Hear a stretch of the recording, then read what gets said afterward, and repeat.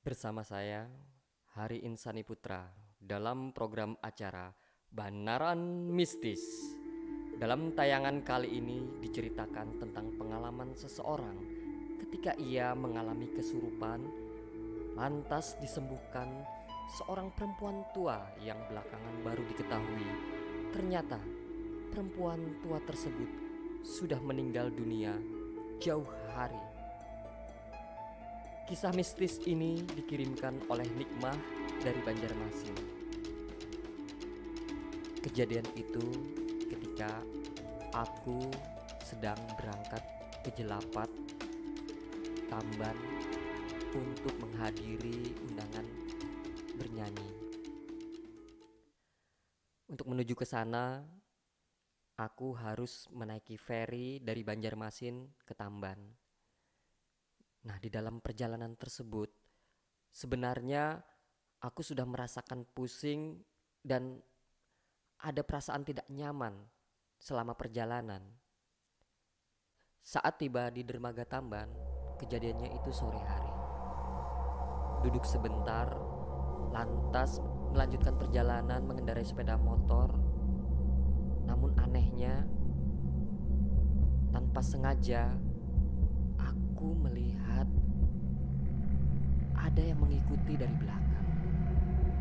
Saat aku menoleh, ternyata itu adalah pocong. Aku yakin sekali itu pocong karena terlihat jelas di mataku. Bahkan saat sepeda motor terus kujalankan, sepeda motor terasa berat sekali. Padahal jalanan hanya lempang, lurus tanpa tanjakan. Sontak badanku pun terasa kaku dan sulit bergerak. Aku berhenti sebentar untuk beristirahat. Namun saat aku sekali lagi menoleh ke belakang, ternyata pocong itu masih mengikutiku.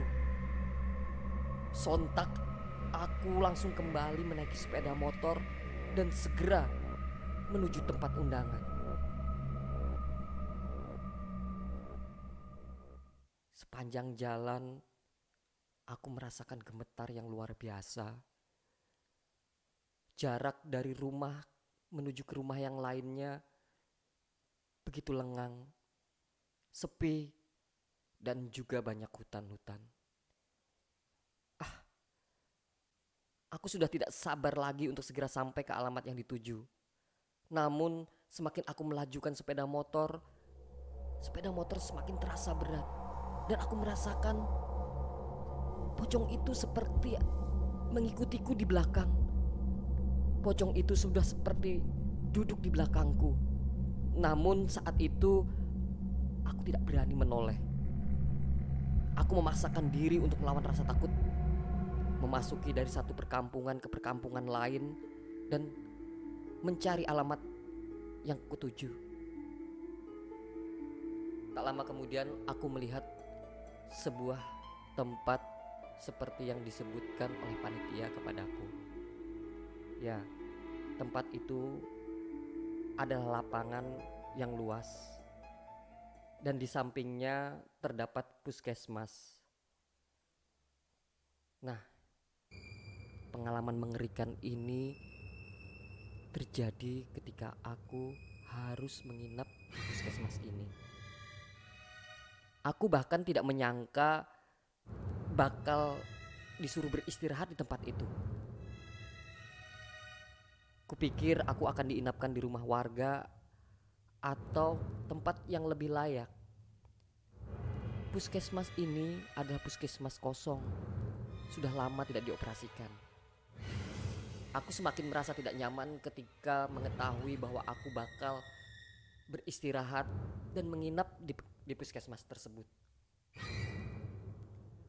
Meski pada akhirnya aku mengetahui bahwa di puskesmas ini aku akan menginap bersama rombongan-rombongan yang lain. Ada dari pihak lain yang juga datang. Namun tetap saja di puskesmas ini terasa begitu angker. Aku melihat begitu banyak bekas-bekas darah dan kotoran. Peristiwa mengerikan yang pertama kali terjadi di puskesmas ini adalah ketika aku harus berwudu untuk melaksanakan sholat. Di saat melewati ruang persalinan, aku tanpa sengaja melihat seorang perempuan menggendong anak dan ia menatap ke arahku dengan mata yang menyala. Ya. Dari mata itu aku menangkap sebuah ekspresi kemarahan yang begitu memancar kuat. Ia menatapku tajam. Dan otomatis aku pun langsung merasa ketakutan. Aku pun lantas berlari kembali ke kamar dan kemudian disambut oleh teman-teman yang lain. Mereka pun berniat ingin mengantarkanku dan aku pun setuju. Akhirnya kami pun melewati jalan itu lagi, melewati lorong di puskesmas yang bau dan begitu menakutkan. Bahkan ketika melewati ruang persalinan pun aku tak berani menoleh. Tubuhku langsung mendadak lemas. Aku yakin perempuan yang sedang menggendong anak itu masih ada di sana. Namun aku tidak berani memastikan kali ini. Sungguh aku tidak berani memastikan dan aku berjalan cepat. Teman perempuanku tadi pun segera mengikuti langkahku menuju sebuah kamar mandi. Dan sialnya, dua ruang kamar mandi ini satu lampunya mati dan satu tempat lagi itu berkedip-kedip. Dan terpaksa aku harus berwudu dengan pencahayaan senter. Dan setelah itu aku segera kembali. Aku pikir peristiwa menyeramkan tadi hanya akan terjadi di ruang persalinan. Ternyata tidak. Selama perjalanan aku merasakan sekali kakiku ditarik-tarik. Dan yang sangat membuatku gemetar adalah ketika aku merasakan kakiku seperti sedang dicengkram. Seperti ada kuku tajam mencengkram kakiku.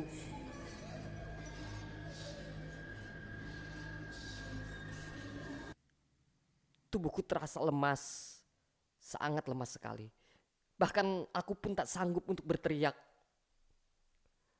Menceritakan kepada teman di sampingku pun aku tidak sanggup.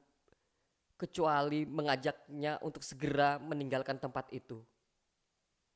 Setelah aku melaksanakan sholat, aku pun segera bersiap-siap menuju lapangan yang tak jauh dari lokasi puskesmas tempat aku menginap.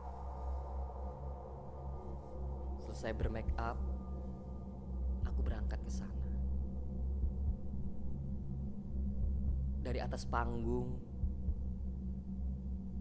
aku melihat keramaian orang-orang sedang mabuk, berkelahi, dan peristiwa menakutkan itu ternyata belum selesai. Ketika aku sedang bernyanyi, di tengah-tengah acara ada seorang laki-laki yang kupikir entahlah seperti orang gila atau mabuk, namun ia menunjuk ke arahku dengan mata yang sama persis aku lihat di ruang persalinan. Mata yang menatap begitu tajam dan membuatku langsung gemetar. Suaranya mengeram. Dan dia berjalan semakin mendekat ke arahku. Aku menangkap lelaki itu ingin menyampaikan sesuatu, namun tak ada suara yang jelas. Dia hanya mengeram. Dan aku pun sontak terkejut, takut dan lantas berteriak. Saat itulah menurut cerita-cerita kawan-kawan di atas panggung, aku langsung ambruk dan mengalami kesurupan. Saat kesurupan itu, aku kemudian langsung dibawa kembali ke puskesmas. Namun dalam kesurupan kali ini, aku sempat mengalami kesadaran meski tidak penuh. Ada kesadaran di dalam diriku sehingga aku mampu melihat apa yang terjadi di dalam puskesmas itu. Ya, aku ingat sekali di dalam puskesmas itu sedang berkumpul para makhluk gaib. Di dalam puskesmas itu banyak sekali para makhluk gaib yang wujudnya sangat menakutkan. Mereka pun lantas mengerumuniku saat dalam keadaan terbaring. Aku bisa merasakan, bahkan sempat mendengar dari kerumunan-kerumunan itu mengatakan bahwa mereka sedang terganggu dengan acara tersebut. Mereka memintaku untuk mengatakan kepada pihak panitia agar acara segera dihentikan. Jika tidak, mereka akan melampiaskan amarah mereka untuk membuat orang lebih banyak lagi kesurupan. Meski aku mendengar semua itu, aku tidak mampu berbuat apa-apa karena badanku sendiri pun lemas. Orang-orang menganggapku sedang kesurupan, namun aku sendiri masih memiliki kesadaran untuk mendengar bahkan melihat apa yang terjadi di mataku. Setelah cukup lama aku mengalami kesurupan dari kerumunan orang-orang yang begitu banyak, aku menyaksikan seorang perempuan tua, seorang nenek-nenek mendekat ke arahku. Di tangannya ada segelas air yang kemudian ia kumur-kumurkan lalu menyemburkannya ke arahku. Setelah menyemburkan air itu ke wajahku, nenek itu pun seperti membacakan doa-doa. Ia bersihkan wajahku dari air yang ia muntahkan tadi. Dan seperti yang diceritakan oleh orang-orang, seketika saat itu pun aku langsung tersadar. Dan aku sendiri pun memang merasakan memiliki kesadaran penuh. Namun setelah itu aku tidak kembali lagi ke atas panggung. Di luar sana keramaian tetap berjalan. Namun di dalam puskesmas itu aku ditemani oleh beberapa orang panitia. Singkat cerita, malam itu aku harus menginap di puskesmas.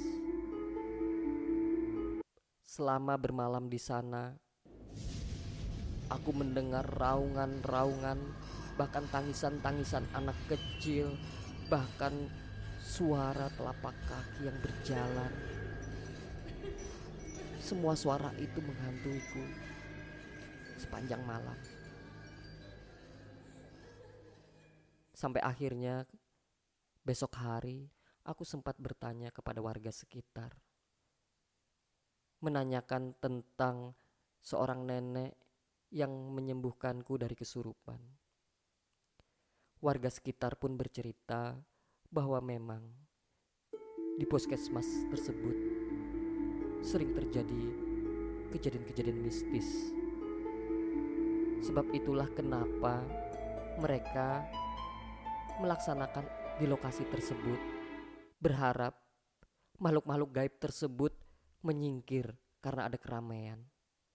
Namun yang membuatku sangat terkejut adalah ketika mengetahui ternyata nenek yang menyembuhkanku tadi malam, yang menyembur wajahku dengan air dan doa-doa, dia telah meninggal sejak lama.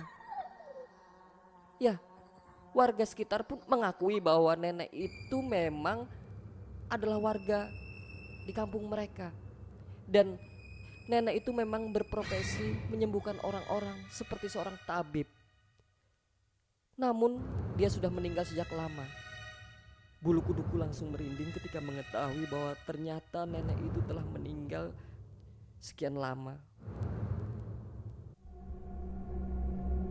Tanpa menunda lagi, aku pun segera bergegas untuk kembali pulang. Rasanya pengalaman ini sangat menghantuiku. Jika mengingat kembali kejadian itu, rasanya aku tidak ingin lagi kembali ke tempat itu. Ya, syukurlah sampai sekarang aku baik-baik saja. Meskipun peristiwa itu sangat sulit untuk dilupakan. Terlebih ketika mengingat seorang perempuan yang menggendong bayinya berada di dalam ruang persalinan dan menatapku dengan wajah tajam. Semua itu, kenangan itu, ingatan itu sungguh membuatku merasa ketakutan hingga sekarang. Nah, itu tadi cerita yang dikirimkan oleh seseorang melalui email Banaran Mistis atau banaranmistis@gmail.com yang bisa kita bacakan di dalam episode 2 kali ini. Bagi Anda yang ingin mengirimkan cerita secara tertulis, boleh dikirimkan ke banaranmistis@gmail.com atau bersifat voice ya, atau suara voice note juga boleh. Dan nanti akan saya bacakan atau nanti ada rekan-rekan dari Banaran Media yang akan membacakannya. Terima kasih dari saya. Wassalamualaikum warahmatullahi wabarakatuh.